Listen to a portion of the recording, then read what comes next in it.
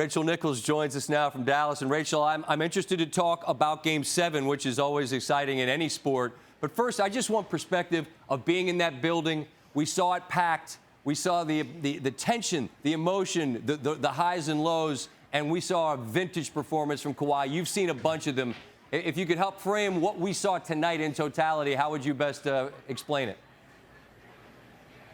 I love that you led with the atmosphere, because it really was what we have been missing for years, Scott, at this point. A year and a half, I would say, a playoff atmosphere. And there were 18,000 people here in the building. They were living and dying with every shot, and Kawhi Leonard put them back in their seats. You know, it's funny hearing Ty Lue say, Kawhi, does he say anything? I was standing with Steve Ballmer talking to him while he was waiting for Kawhi to come off the court. And I will say, Steve Ballmer is the one person Kawhi does stop in his tracks and turn around for. So that's something. But even for the owner of the team, right, Kawhi only had a quick hug, handshake, and then laser vision right to the tunnel.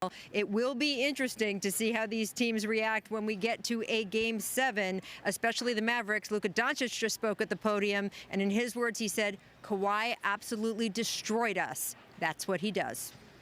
And it's interesting. He's almost seemed more comfortable in Los Angeles, and he's been great out there, he being Luka. Where in Kawhi's case, he seems fine wherever he is, and maybe that speaks to the fact that this will be his 6th Game 7. Paul George's 5th Game 7. I just wonder what sense there is on that Clipper side.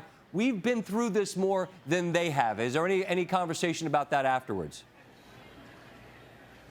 I do think with Paul George that is significant, just because if he is comfortable, it changes his whole game. Kawhi Leonard, honestly, you could drop him in the middle of anywhere. He is in his head with that basket, and that is all he sees. It is one of his great gifts, so I think he will be steady no matter what. It will be interesting to see how the Mavericks respond, though, to a Game 7. This coaching staff, it's been so interesting talking to the guys on the Dallas side leading up to just this Game 6.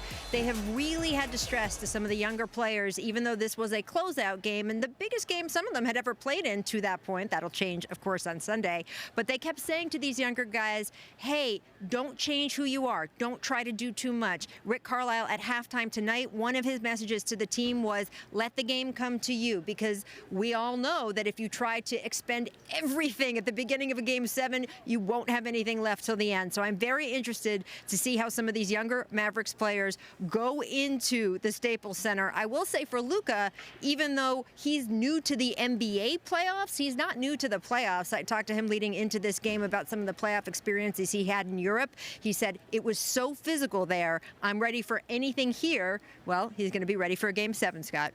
That's such a great point. New to it on this stage, but not new to it in general. He's played for important titles, but not the O'Brien. This is a different deal. Can't wait to see Sunday. Appreciate the time as always, Rachel. Thank you. I'll be there on the sideline. See you then.